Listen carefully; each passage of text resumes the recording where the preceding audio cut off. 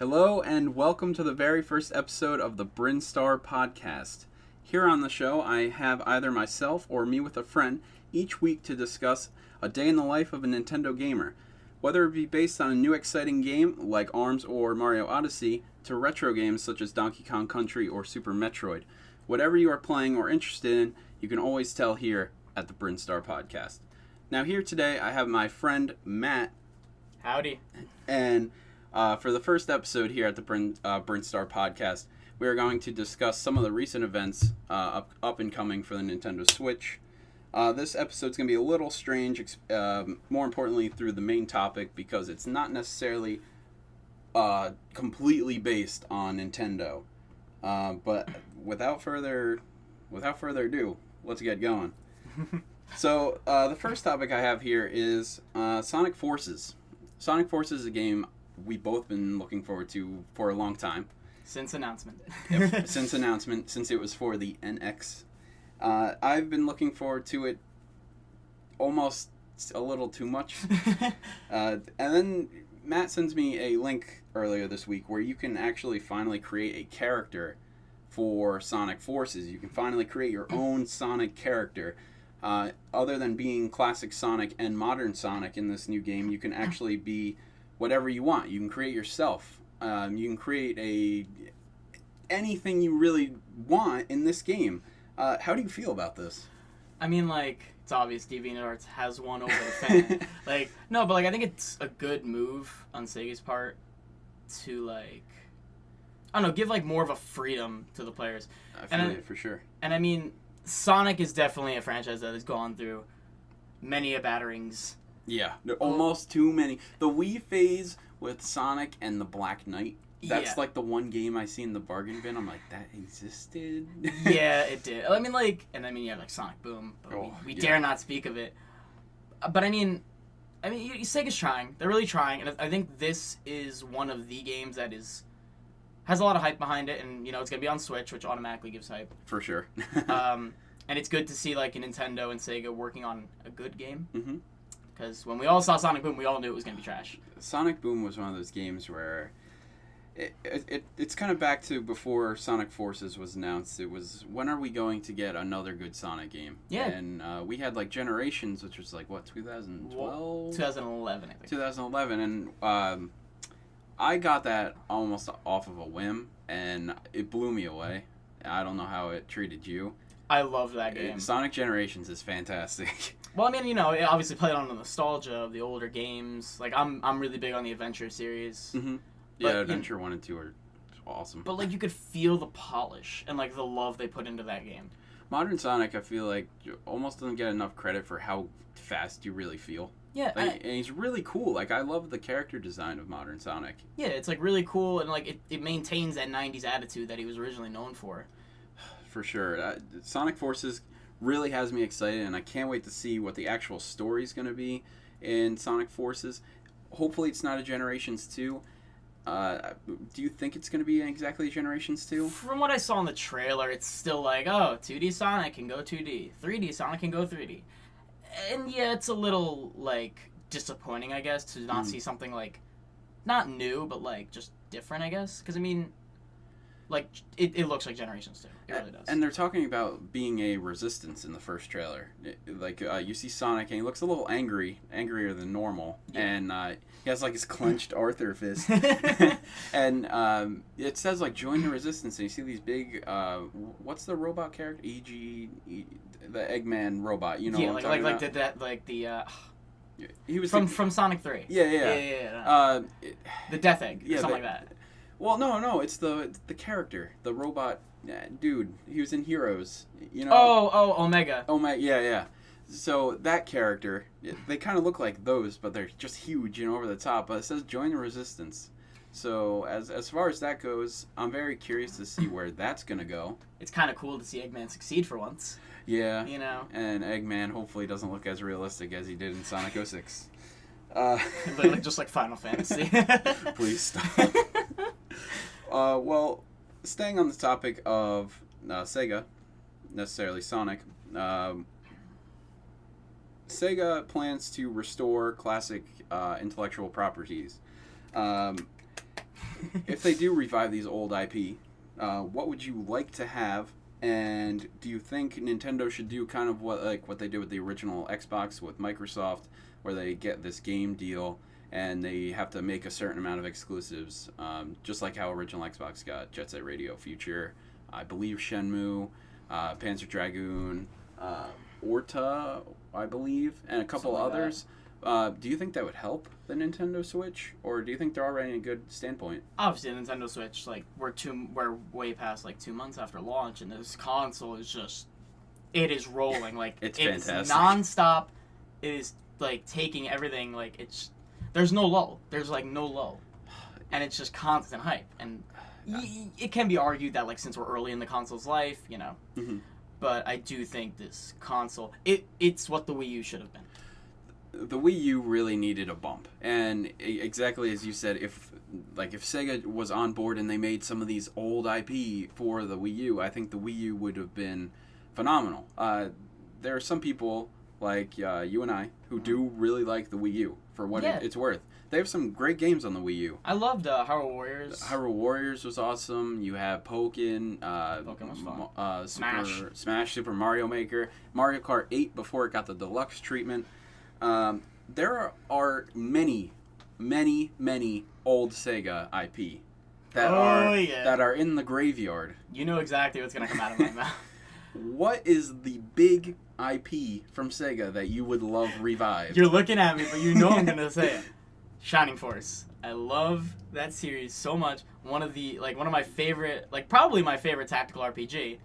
Wasn't really into them that much, but as a kid, played Shining Force, loved it. And then more recently got into Fire Emblem. Well, Fire Emblem. Genuinely enjoyed it.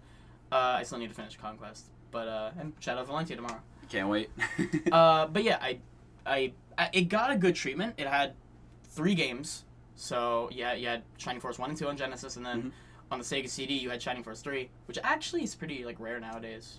But, I would love to see some, real care put into that game and bring it to the Switch. Even ports, I wouldn't even care. Yeah, would you rather, have just kind of, an HD version where it's, a compilation, or, a collection of all the Shining Force games, in one Switch cart?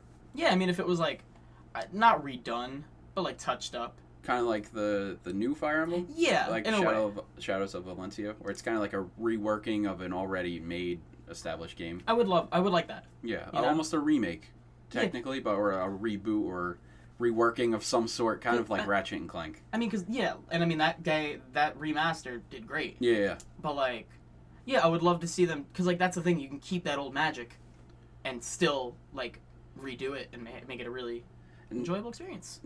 Now, I've never played Shining Force, but you do praise it. I do. Well, you praise it often than I've honestly probably heard of Shining Force. You said it's like a predecessor to Fire Emblem, right? I'm not sure about not predecessor. You know what I'm talking about. It's kind of around the same era. I don't think Shining Force as a tactical RPG broke any ground. In the genre. But it was really not. It was nice, simple. You had your classes and stuff and it was very enjoyable experience. It was very straightforward, and I have an overwhelming love for that game. The characters are actually sort of memorable. I've seen gameplay. I mean, it looks really good. Yeah, I remember I saw for the first time the GBA port the other day, and I literally it hurt. You looked like you had friggin' Joey from Yu-Gi-Oh! Oh, it's that bad, huh? It is. But anyway, going back to other IPs, Streets of Rage. Streets of Rage, yes. Such a fun beat 'em up. One of my personal favorites. I'm a big Genesis fanboy. I think beat 'em ups would almost do well nowadays. It's not a genre you see often. It's kind of like shoot 'em ups. You don't see them a lot. Yeah, people feel like it died with because once you moved on to 3D gaming, everyone's we have to make platforms, we have to make GTA. We're gonna make a fighting game out of a beat 'em up now, and it's yeah, exactly. Yeah, I get you couldn't do 3D on Genesis and some of those older consoles, but I really do think that the beat 'em up genre, it's almost sacred because it's almost untouched in nowadays. Yeah, and I mean some people are you might as well keep it like that because why ruin it?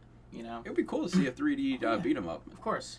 you don't see them often anymore, like we were saying. And I mean, Streets of Rage had such like a tragic like end because it was gonna come on Dreamcast, and then they were like, no, and then we got like Fighting Force. Yeah, you got some weird. Yeah. Not a spiritual successor of any kind, right? Like you stripped it down to like bare like you punch people, and that's all you got. Like you would not play that game and be like, oh yeah, Streets of Rage. It's sad. Well, for me, if I were to pick a couple IP that Sega should go ahead and revive, I would totally have to go with giving it to Jet Set Radio. Jet Set Radio is one of my all-time favorite games. Jet Set Radio Future is my favorite Jet Set Radio. And, oh my god, that soundtrack. Yeah. The soundtrack is fantastic. And the graphics and the design and the aesthetic, it's just... It shouted urban attitude. They don't make games like that anymore, man. It's back when people cared about their game design. I love the cell shadedness. I love like the graffiti aspect. You know, you're just skating down, listening to these really cool songs, and even a lot to this day, like those songs that they played in there, it could just be me not knowing the songs, but you just don't hear them in public. Yeah. So it's something like when you do play Jet Set Radio, you're like, you get that full blown nostalgia, and like it's so much fun. I personally have not like had too much exposure to it, but I can definitely appreciate it. And back to Nintendo on this, Jet Set Radio was supposed to get a sequel. From what I've heard, a couple years back, I think in like 2007 or something, they were supposed to get a Jet Set Radio, not 3 or maybe a spiritual successor, something close for the Wii. But it would like the plans were debunked, and it hurts. I mean, I do get that would be disappointing, but at the same time, a Wii port. Yeah, how would it work with like the waggle? Exactly. And I mean, like trying to like skate and like tag graffiti. They probably would have added some like BS motion control. If you here to do a grind, you gotta like hold your hands in the air. You gotta like swing it like a lasso, like. I'm happy it didn't come out for the Wii, actually, now that I think about it. But that being said, it would be a great IP to finally bring back, and it would be even better on the Switch, because it is portable. The Switch is awesome. Yeah. The Switch is great. The Switch is, it's love. Back on your previous question, I feel like, I mean, last deal Sega Nintendo really did was Sonic Boom. Exclusivity. But I feel like Sega's at a point now where they're like, we understand we messed up, and we're trying. We have Sonic Mania, which is a beautiful Sonic Mania game. Looks awesome. Like, that game is beautiful. I forgot about that, yes. Yeah, and it's coming out next month. It's another game that's going to kill my wallet. It comes out in June. Jesus. Yeah. Exactly, we're already here. I think Nintendo, like, sees that, and they, like, probably want to help them. And I feel like there's no, like, bad blood with them. I mean, yeah, Sonic Boom happened. Yeah, Sonic Boom, but like, from what I've heard, the Sonic Boom on 3DS, what was that, Rise of Lyric or something? Rise of Lyric was the Wii U one. There was like the Fire and Ice one, and then there was like another one. I think it was Fire and Ice. Fire and Ice, I heard, wasn't that bad. It's just meh. It's Sonic Boom. Like, you don't change Knuckles like that, I'm sorry. Like, he hit the gym a little too hard that year. Knuckles was the one that really, I was just like, oh, it hurts. Because Knuckles like that cool character. Everybody's like, yeah, I love Sonic. But then like everybody's like, Knuckles is cool, but we don't want to admit it. And then of course he's like, oh, I'm jacked. And unlike Sonic, I don't chuckle. Oh my god.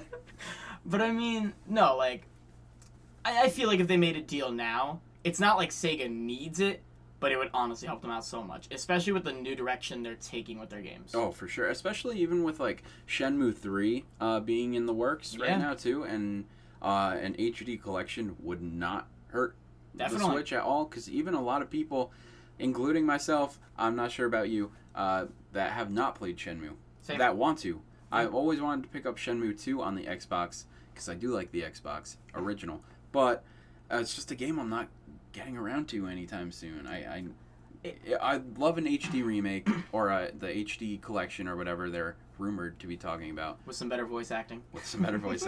On the Switch. And hopefully Shenmue 3. So, going to the main topic of the show today, I want to talk about Toys to Life. More importantly, Toys to Life and Mascots returning. So why I'm bringing up Toys to Life is also in favor of Sega. Lego Dimensions, a Toys to Life counterpart, would you say? Yeah. They made a Sonic figure, and they have also made some other video game figures, such as Shell from Portal, right? Oh, that's right. That's her name? Yeah. But seeing Sonic blew me away. Last year when I played Lego Dimensions, probably one of my favorite gaming moments of 2016. It was truly like the last big Sonic experience I've had since Generations. And it's sad that like it has to be in another game. It was a Lego game too. Like some of like we were discussing this, like the one bit where like they're going through portals and like there was Shadow and he has a gun and like Knuckles like throws it away. And it's like that mini jab to Shadow the Hedgehog. So good. And there was references to the original Sonic, and that line. The final line of the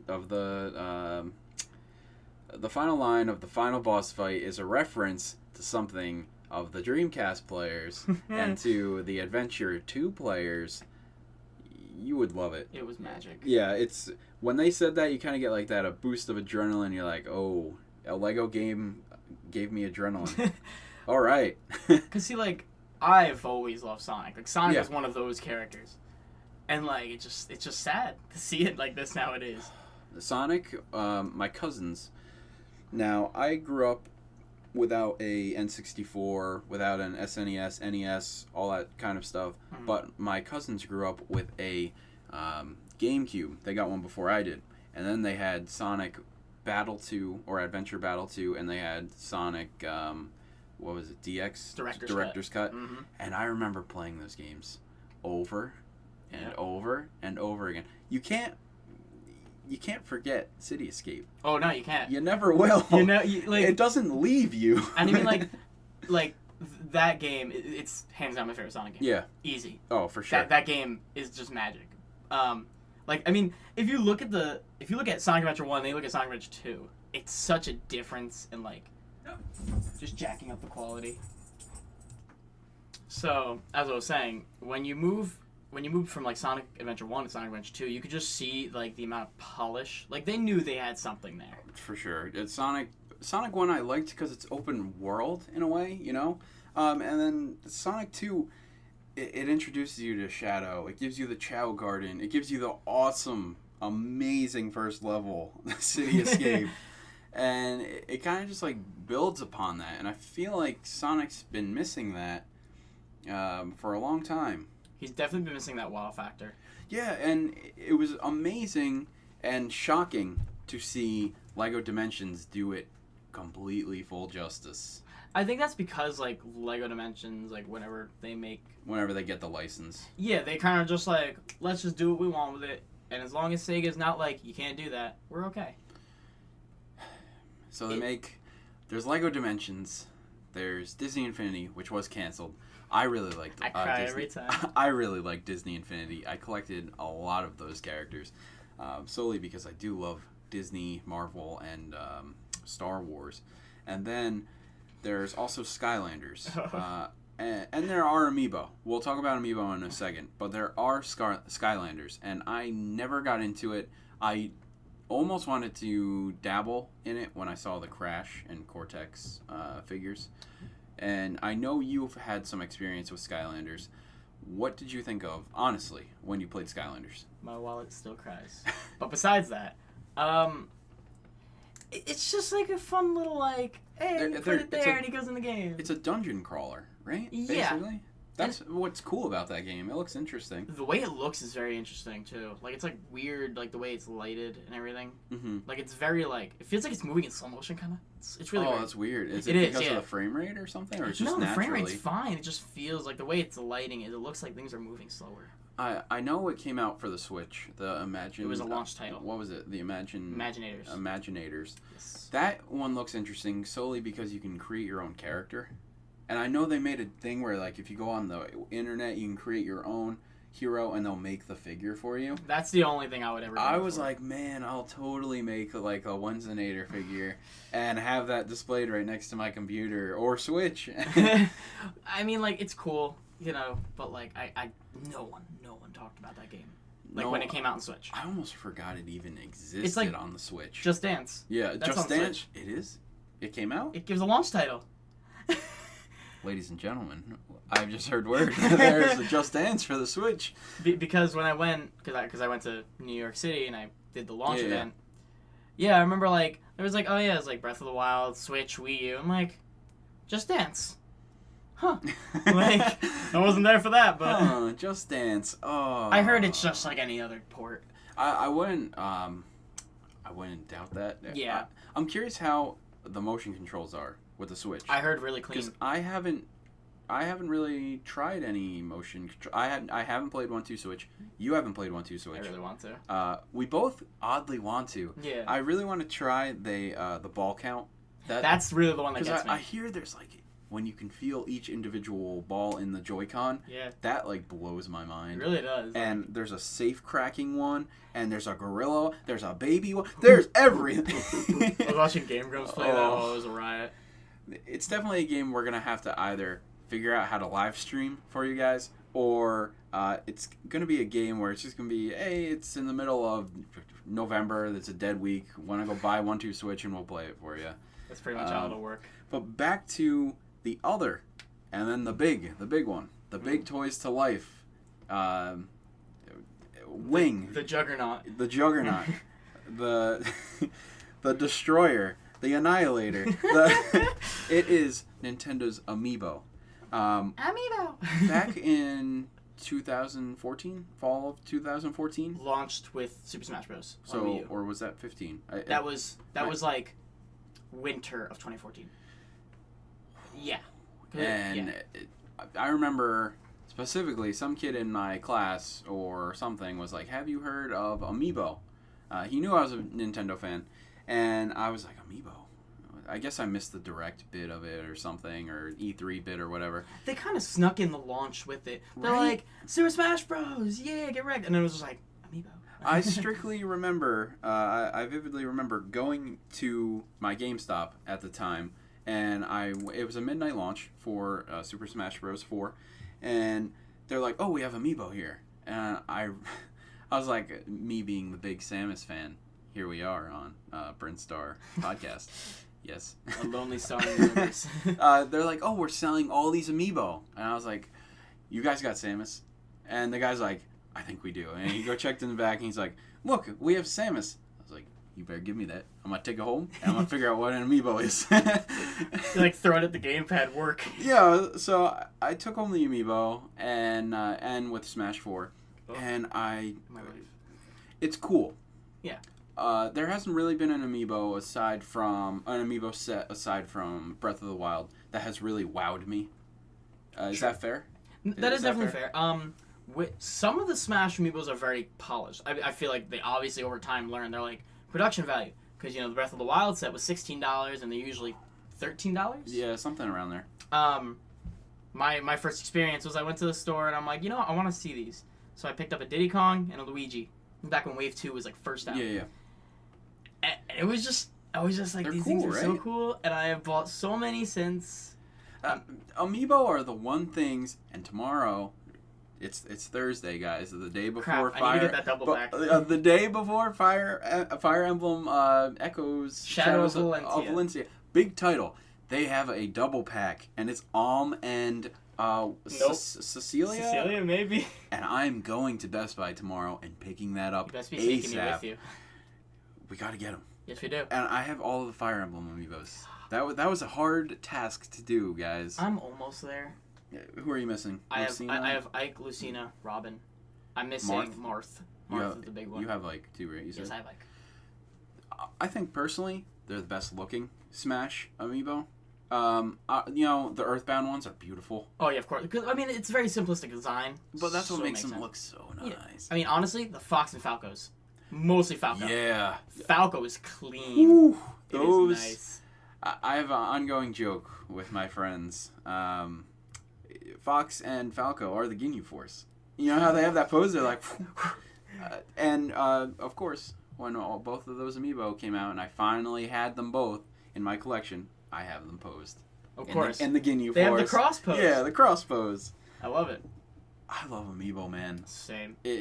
Yeah, they're very expensive. Sometimes they don't even work. But, like, there's some in Japan that who knows if they'll even make their way here. I may import them. The Monster Hunter ones? I'm getting into maybe importing those Monster Hunter ones. We're gonna drift off topic a little bit here, but I've been playing my 3DS recently, and I thought I was not gonna be playing my 3DS until like after Shadows of Valencia. Yeah. My God, I think I'm wrong. Box Boy, I gotta play it. I gotta play Box Boy. There are a lot of underrated gems. There's Box Boy. There's Gunslinger Clive.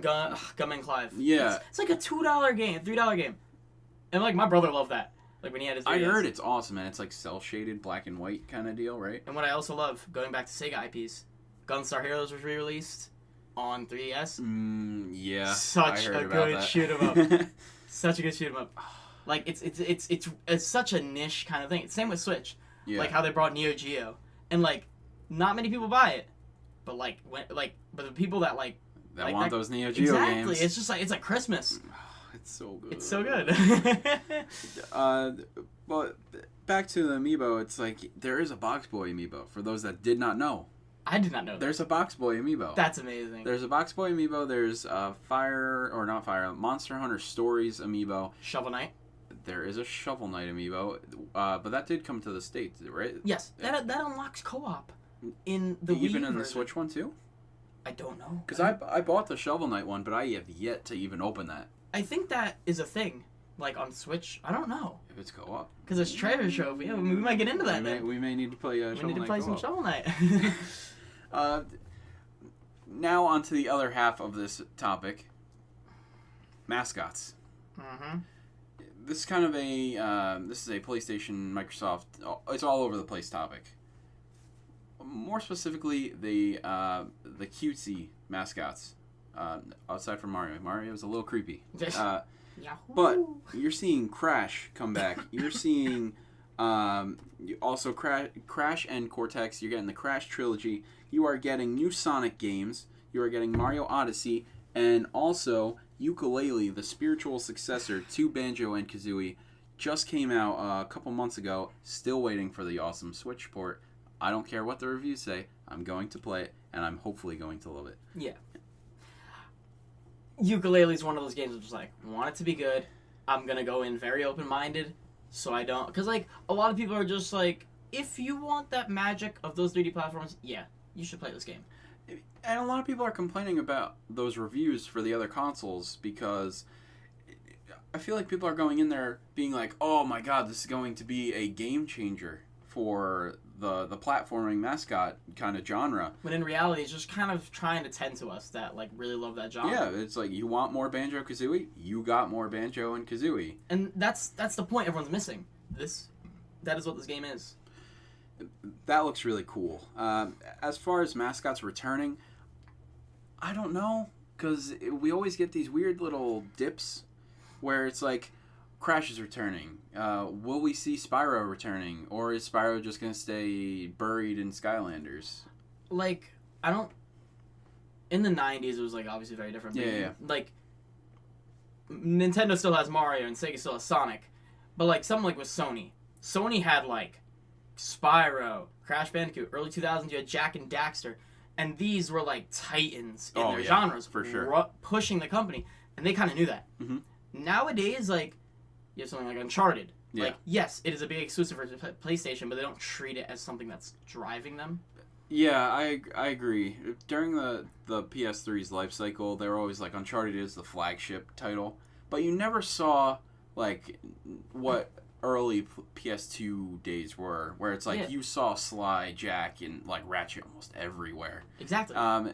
Nathan Drake, you know, he was in a Subway commercial here and there.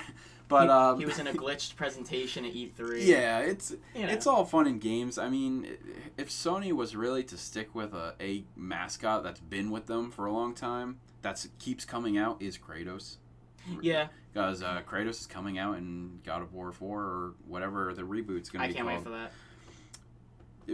As far as Mascots returning, personal opinion, yes, no, maybe so. I would like it. I think companies are moving in the right direction towards it, but I don't know if we're ever going to see it as in its former glory. If anything, us Nintendo fans know that Nintendo caters to, like... Nintendo has that flair, that love towards these really one-of-a-kind characters that no other company will ever recreate. You have Link, which is on a pedestal so high up in the air. Yeah. And even getting higher with Breath of the Wild, along with all that ensemble of the characters. Skull Kid is up there. Yeah. You have Ganon in any form, whether it be Wind Waker or Ocarina of Time. It's Ganondorf. I love it. When people say Ganondorf, you know who it is. Like one of my favorite villains. Definitely. Nintendo knows how to make characters, guys. Exactly. You know, one lads and ladies, they know how to make the cool characters. And talking about cool characters, oh boy, we got a direct yesterday. Yes, we did. We got a direct yesterday. And I watched it like a couple hours ago. We had a really cool direct yesterday. Yes. It was based on the cool new game, ARMS, for the Nintendo Switch. Wow. Yep, literally. ARMS was one of those games where it was announced at the debut of the Switch in like January or February or something. And I remember I was so disappointed that motion controls are back. Yeah. But that game can be played with just like controller. Which is really cool. Yes. I'm excited to see how that is. However, believe it or not, friends of this podcast, I think it has sold me on motion controls. Likewise. But going back to this direct, they dropped the bomb on information for this game. Definitely. They gave us 20-player lobbies. Now, this is split between 2 players or something per Switch, right? So that can be 10 systems per lobby and 2 players per system. And if you're waiting in a lobby, it will group you with other people, too? That are waiting still, yeah. So you can go play V-Ball, something else they announced. It's like it's volleyball, essentially. Did they announce if any of the other game modes, like, can you do like a single fight 1v1? Yeah, that's the thing too. You can do that too. Yeah, you can make your own dedicated lobbies. Oh my god, the way they did lobbies in this game is blowing my mind. Because if there's a tournament mode in this, but the fact that Matt and I can go ahead and set up a big lobby and have a whole bunch of people come and join us and say, all right, Matt and I are going with 2 other people. We're doing that 4-player brawl mode, right? And then whoever else is waiting, they can go duke it out in V-Ball. Exactly. It's so cool. And then when time's up, all right, time to go into the other game. So they have 20-player lobbies. V-Ball, as I said, it's like a volleyball, ARMS, awesome. Those little cool like things. niche game types, game right? types. It makes me so happy. Like when Overwatch had Lucio Ball, it was literally one of my favorite things. It's so cool. It's I so love much that fun. the random game types. Speaking of another random game type, there was also that the hoops. Boy, you're gonna get dunked. You literally have to go ahead and dunk the other fighter, and I guess you get points through that. And I think that is a beautiful thing. But even the animations are awesome. They're so clean. It's like you're playing NBA Jam. Yeah, it's a straight up dunk from downtown. So you have the V-Ball, you have hoops, you have the 1v1s, you have the team fight. Am I missing one? That are any fighting modes? I don't. Not that I know of. The team fight's really interesting though because you're tethered together. Oh yeah, it is strange, and like your punches are kind of friendly fire. Yes, and it's a really interesting concept to take with it. Like, and you have to stay close with your teammate. Like, it's pretty cool. Man. Yeah. My hands are gonna be full of my Joy-Cons arms. playing ARMS. Like, it's really cool because like back when this game got announced, I was like, oh, it looks cool, and then I'm like, there's only 6 fighters. And I'm like, this game seems so lackluster. And then like this direct dropped, and I'm like, wow, 10 characters, which is pretty decent. Yeah, it's not bad for all these game modes. I do wish there was more of like a single player fleshed out kind of thing besides like just a Grand Prix. Yeah. It is a little disappointing, but you know, you take what you can get. I don't know if you realized, but when I rewatched the direct today, and when they announced this tower mode, this arcade mode, like the Grand Prix or whatever, Yeah. at the end, they say you're going to go fight this one person. They didn't and the show back is turned. The Yeah. guy's wearing like a crown or something. Like, I noticed that. could that be the next DLC character in the future updates? Or a secret character we can't unlock yet. The possibilities are endless. The mystery. That has me very excited because I do love arcade mode, especially in fighting games. Yeah. So I can't wait to master all these characters, get all these new arms. Can't wait to go to the armcade or whatever it's called. It's gonna be great. And there's free future updates for this game. They're doing a Overwatch Splatoon 1 kind of deal, which is very gives me hope. It gives you hope, but it's also a little 50-50 for me. Understandable. Now, why I say it's 50-50 is because when the first Splatoon came out, it wasn't getting content fast enough. However, I think ARMS has much more content than Splatoon does. Splatoon 1 does at its launch date, and also more because I am a fighting game fan. I think this game's I'm gonna be playing it for many years or whatever. I'm excited. I'm excited but nervous because I don't want what's happened with Splatoon 1 for me. And I think that's where they learned. Yeah. Like, Splatfest came out late. They came out pretty late, right? And I mean, they were the only thing keeping that community alive. And then they ended it, I think, last fall or something like that. Something like that. However, I gotta hand it to the Splatoon community and the Splatoon creators. Those Splatfests blew me away. You have Transformers for a Splatfest. Autobots or Decepticons. That's not even a Nintendo license. Exactly. What the hell? Where did they come from? And then I believe there was a Red versus Blue. Pokemon, like a Pokemon. That made me so happy. The first one was dogs or cats, right? There was like a night owl or a morning person, something like that. Yeah, the stupid sides were so over the top and just weird that it was so interesting. So I really can't wait to see what the other options are going to be, or other Splatfest choices are honestly going to be for Splatoon 2, because they could probably go far and beyond. Like I was saying, outside of this podcast, it could be a Rayman versus Sonic team. Like, who knows how it's going to work. And I love it because Splatoon 2 is getting, really getting the love it deserves. Mm-hmm. And it's getting revamped, and it's like, a lot of people thought it was going to be Splatoon 1, but revamped, kind of like Mario 8 Deluxe. Yeah. But they're just going all out, and they're like Splatoon 2.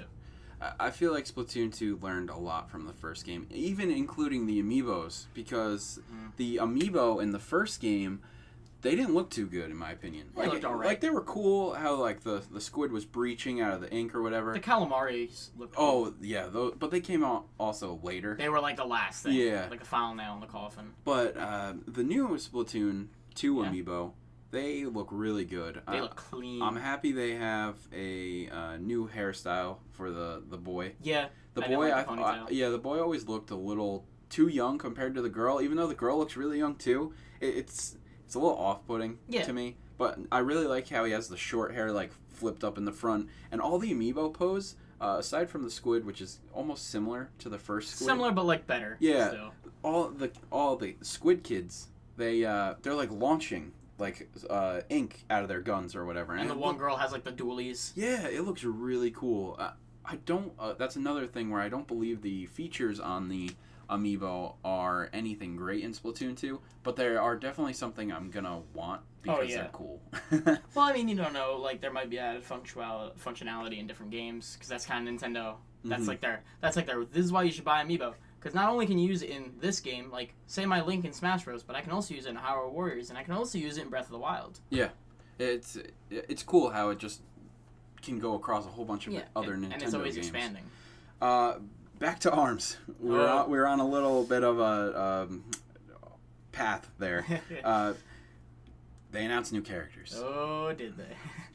My personal favorite, I'm pretty sure it's going to be my main, is Bite and Bark. The Rosalina and Luma of ARMS. So, those of you who haven't seen the Direct, it is a RoboCop, and it's his robot dog companion. I love it. And Bark, he's the dog.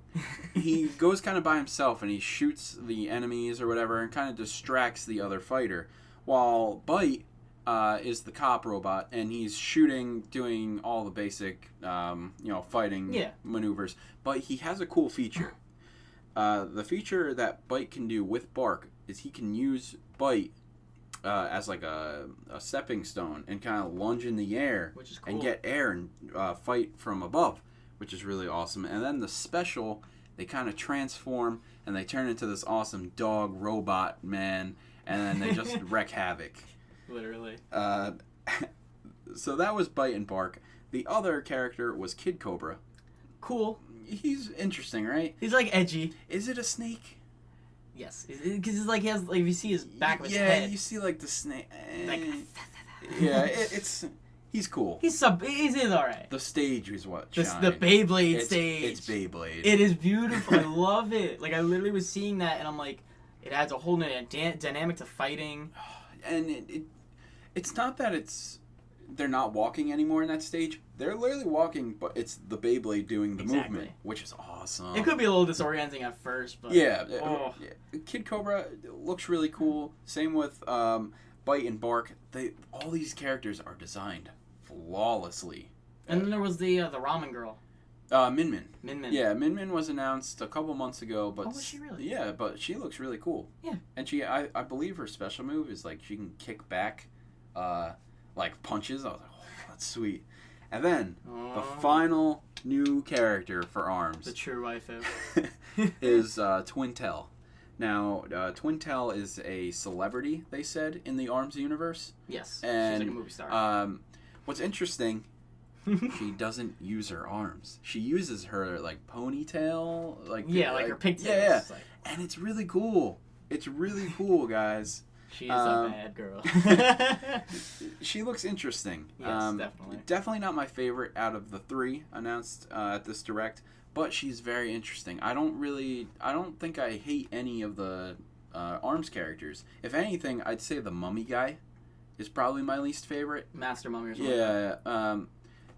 Again, they're all designed really well. Yeah, definitely. It's almost Overwatch style. Like, they have these really cool personalities. I mean, Mechanica is literally Tifa. Yeah, Mechanica looks cool. Yeah. I didn't think I was going to like her. Then I rewatched the Direct. I'm like, all right, I like her. The only character I don't like is, like, Ribbon Girl. Just how basic she is. Come on, Ribbon Girl is so cool. Everyone's like, Ribbon Girl's waifu. And I'm like, well, just you wait and see. And now look, now I got a bad woman. Now you got Twintel. I think Ribbon Girl looks pretty cool. Yeah, for what it's worth. That cover art for ARMS, fantastic.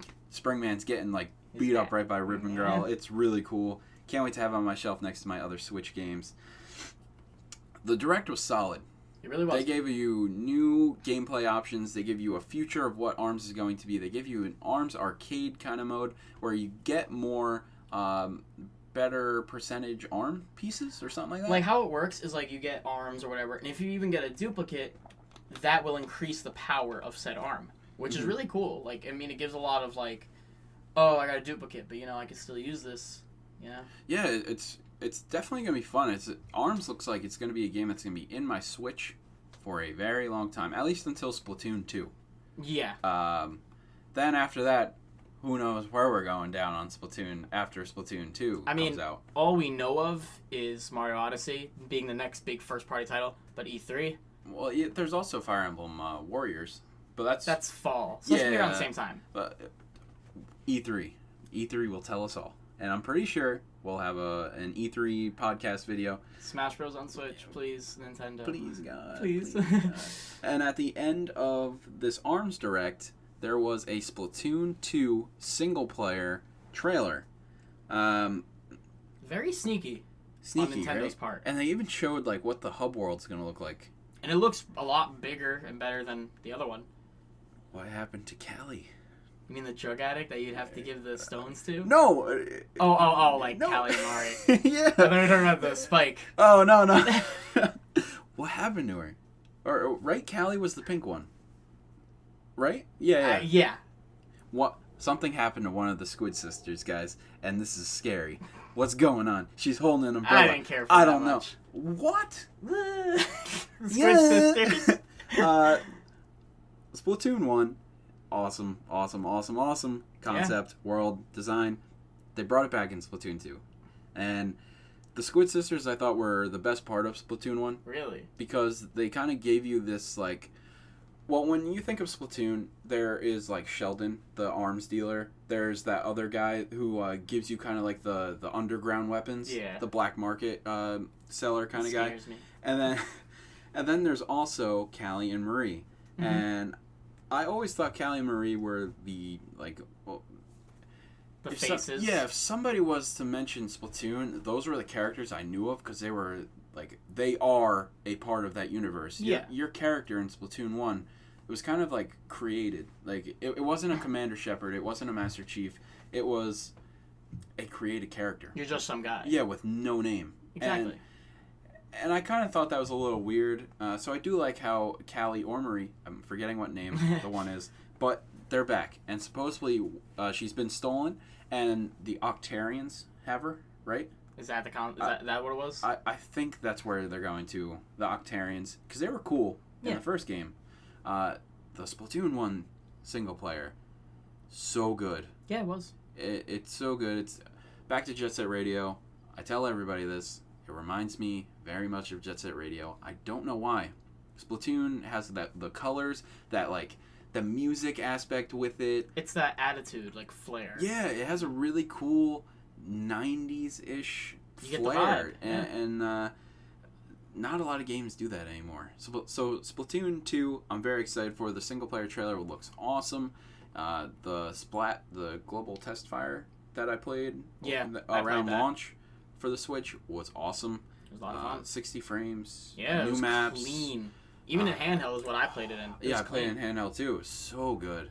And now we have our global test punch. Yeah, and forgot to mention there's a global test punch for ARMS, which is on a numerous amount of dates, and the first one is next Friday, right? And I'm ready. Is it hourly again, or is it like? I don't know. They haven't released the details. They're just like, these are the days. So that's gonna be interesting to definitely play that game. Oh yeah. This being on the topic of Nintendo Switch games. Oh boy. Aside from Splatoon 2 and ARMS, the big ones, and Sonic Forces, what are the big Switch games you're looking forward to the rest of this year? Well, I mean, not this year, but I mean, the Fire Emblem. Oh, Fire Emblem for next year, yes. That is... I'm interested in the concept, because, like, there's so much they could do. What is it gonna be? Exactly. And also, it's been since Radiant Dawn on the Wii since we've gotten a Fire Emblem. And, with Shadows of Valencia tomorrow, it's going to be really cool to see Fire Emblem come back on home consoles, but I'm more excited to see what it's going to look like.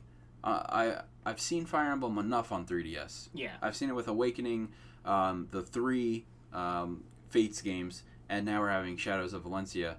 I kind of get what the characters are going to look like. I get what the conversations and the sprites are going to look like. I want to see a 3D new Fire Emblem character. Yeah. Like, I just want to see, like, in that HD 1080p, and I'm not a graphics guy, but I really do want to see it in a nice HD look for Fire Emblem. I think it deserves really that good treatment. And it's about time. I mean, it's like one of those IPs that, like, Nintendo dragged out of the gutter. Yeah. And they're just like, take it, everybody. And everyone was just like... Thanks, Advance Wars. Wow, yeah. Rip that game. Well... The successor, right? Yeah, they're making a new Advance Wars kind of deal. It's called... What was it? Lost on me. It was in the Nintendo Minute? Nindy Showcase. It was in the Nindy Showcase. It was at the final one, and the game looks awesome. But where is Pocket Rumble? We have been waiting for Pocket Rumble for like over a month now. That was a March launch, really. End of March, everybody. We got this. We still don't have it. We have that Frontier Life Simulator. Where's my Pocket Rumble? Where is it? Pocket Rumble. It looks so good. And I want to see more games with HD Rumble, because HD Rumble, Nintendo, you've done it. First moments of Blaster Master. Revving up Sophia the Third, right? That's her. Yeah. And you're just like, whoa. You feel it. You feel the car revving up and... it travels up the Joy-Con and fades. It's beautiful. It's good in that. It's good in Mr. Shifty. You're punching... when you punch glass, you actually feel the whole system go... like, it just kind of, like, shakes a little bit. Really? And it's a fragile touch because you're punching glass, which is sturdy. So I was like, ooh. Interesting. That was awesome. I loved it. So now, wrapping up after some of the upcoming Switch games, I also have a few. Mostly looking forward to, Fire Emblem Warriors? That's what it's called. I love Fire Emblem. That's going to give me... Can I see Chrom in HD, like 3D? Can I see Camilla in HD 3D? Come here. Can I see Lon Kui, Tharja? Lon Kui. Like, all of those people. My boy. I just want to see them. All 3D action hack and slash. Who's the guy with the pot on his head? Donnie. My boy Donnie. we don't speak of Donnie. He made it into Heroes. What a life it is. I've been playing a lot of Fire Emblem Heroes. I can't get into it. We gotta take a little tangent here, guys. Oh boy. Fire Emblem Heroes. I took a long break from that game. You know, when it first came out. Yeah, we're playing it. I was messaging Matt, and I was like, man, this game got me. It got me, and I'm not a mobile game kind of guy. So, you put Fire Emblem in a mobile game made by Nintendo, they can back up your data. That's what not a lot of mobile games do. True. So, if you ever erase the app, usually it's gone. Yeah. But this, I guess, I get a new phone, whatever, type in my Nintendo network ID, it's all good. Oof. You can summon old Fire Emblem heroes and new Fire Emblem heroes. That Spring Camilla, though, that got me. And I was lucky enough. I was very lucky enough to get. I got Lynn. I'm pretty sure. Lynn, all right. From the first Fire Emblem. Yeah. I got Camilla, not a gold Camilla, but I got a silver. So that's not bad. Still give you the awesome summoning animation. I got Takumi from Birthright, and. I got Lon Kui the other day. I'm trying to get Tharja. Tharja's tough. Tharja. And now they added Shadows of Valencia characters. That's so nice. So now I'm like, Nintendo, why? Why? And this is like a game where I'm like, man, I kind of want to spend that $10 to get those 10 orbs and hopefully get. Well, I Tharja. mean, if you link your My Nintendo, you can buy orbs. Really? Well, yeah. If you redeem them like once, you can't redeem anymore. Rip. Because I had like silver coins. I'm like. Oh, here we go, guys. I'm going to totally just, like, redeem all these points. I'm going to get Tharja. I'm going to get all these people that I really want. Nope. Rip. Nope. I have, like, 2,000 points sitting, like, 2,000 silver and, like, over 200 gold sitting in my account. Switch rewards are coming soon. I can't wait. That's when I'm just going to be like...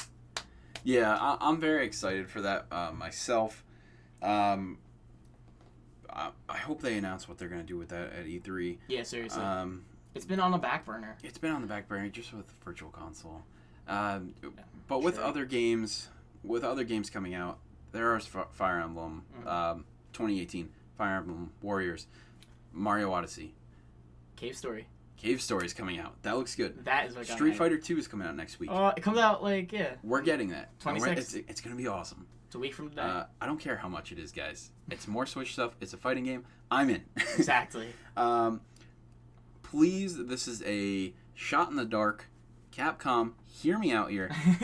Give me Marvel vs. Capcom Infinite. I'll love you forever.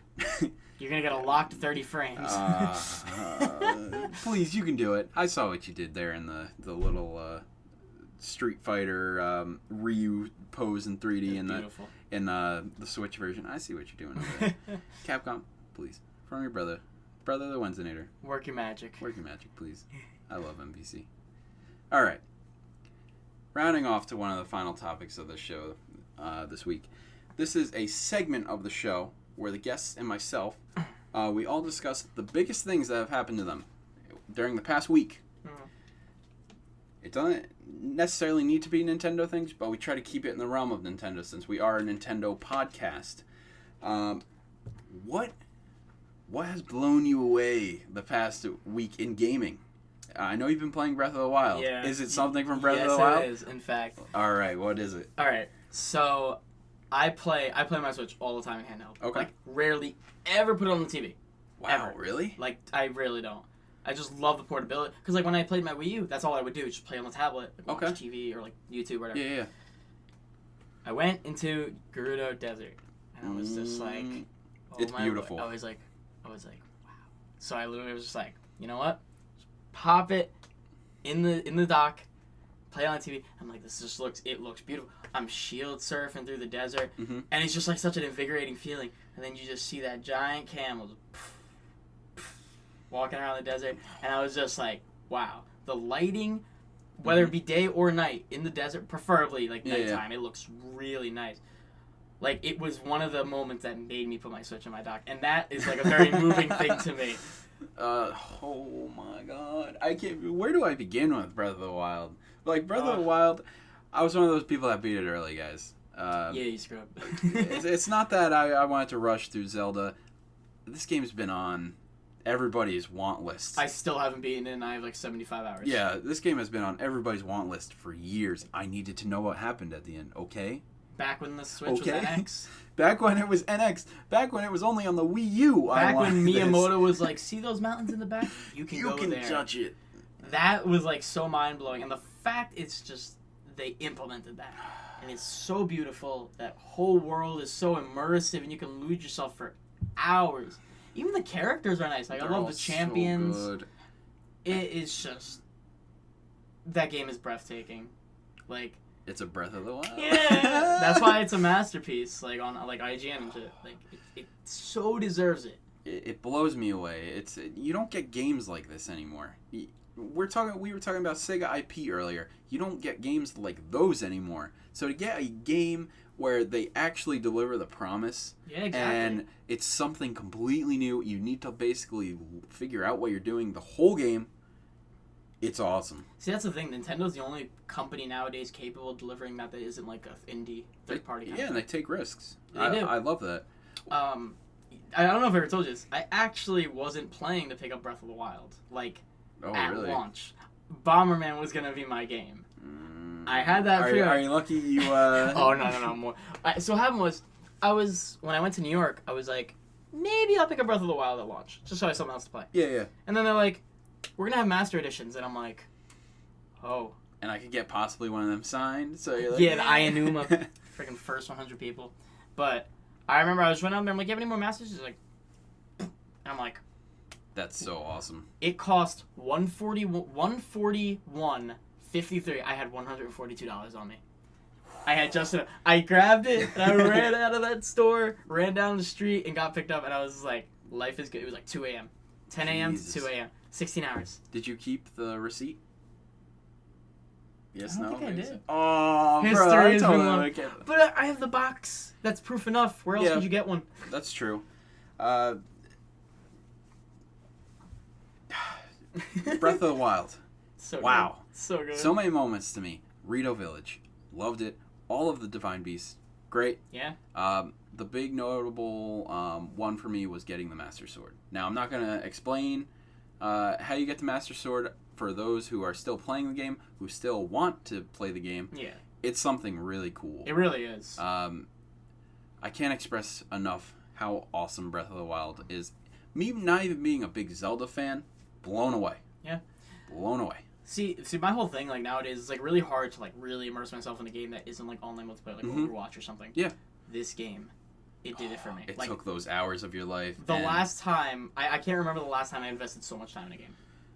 I don't blame you. I mean, before I played Persona on the PS4, that was the big game. Yeah. But I feel like I noticed the time I was taking in Persona 5 more than I did in Breath of the Wild. Because Breath of the Wild, it just keeps going. It's just like, and you find more. And it's Yeah. fun. Not that Persona's not fun, but course. Zelda, it just keeps, like, you're always exploring and finding new things. And that's what I love. Like, there's, like, 900 Korok seeds? There's, like, over 100 shrines. Like, there is so much to do in that game. And sometimes you can just walk around and look around, and it's just like, wow, this world It's beautiful. And you'll take that snapshot exactly. with your nice new Switch.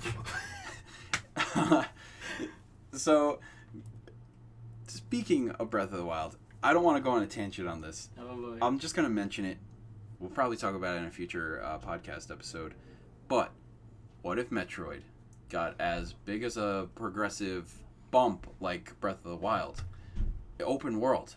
It definitely would be something to like marvel at, because I mean, Metroid is that kind of universe where you can like really immerse yourself. Because a lot of people are always saying, where is the 2D Metroids? And I know, yes, you had Prime 1 through 3, and you had Federation Force, which we're not really going to try and talk about here. But everybody wants the 2D Metroid to come back. But what if, instead of going 2D, because 2D was the big hallmark of that time frame for like Super and Metroid 2 and the original Metroid, there's also the great GBA games, which I love. What if Metroid was just like, you know what? Let's go third-person shooter. I feel like they could do it. Let's go third-person shooter. We're going to show a tech demo at E3 of Samus fighting Kraid or Ridley. I would lose my shit. Well, I mean, it is rumored that there's 2 Metroid games in the works. And I feel like it definitely could take a Sonic feel where it's like, here's your 2D for your classic fans, and here's your 3D. This is the big one. As being the Brinstar Podcast here, it would come to a surprise that the Prime games I wouldn't call the best Metroid. Really? Therefore, hear me out here. I played a little bit of Prime, the first one. I couldn't get into it. However, I'm really trying recently. I put it in my GameCube. I'm really trying to play it, and I'm actually finding it enjoyable. And I need to play them before this next Metroid coming out, because I really hope it's coming out, guys. And I'm not going to play Federation Force until I play the Prime games. Metroid, another M. Oh, that's what we're going to get on Switch. We don't talk about that game. That game is really bad. I own it. It's horrible. Worst of... They're trying to do Prime, and they're trying to do a third-person shooter. What I had in mind is not that game. Yeah. And obviously, Samus, yeah, she's probably suffering from PTSD. Who wouldn't, fighting those weird aliens and losing the Metroid, which she kind of becomes like a mother figure towards. But they need to do that in a better way. Yeah, and I mean, like, it's the same case of what, like, Sega's doing. Like, they realize the mistake, and they're probably going to move forward from that and make bigger and better things. It would be a really good idea for them. I think that would be a good idea for Metroid. But we'll talk about this at another date, everybody.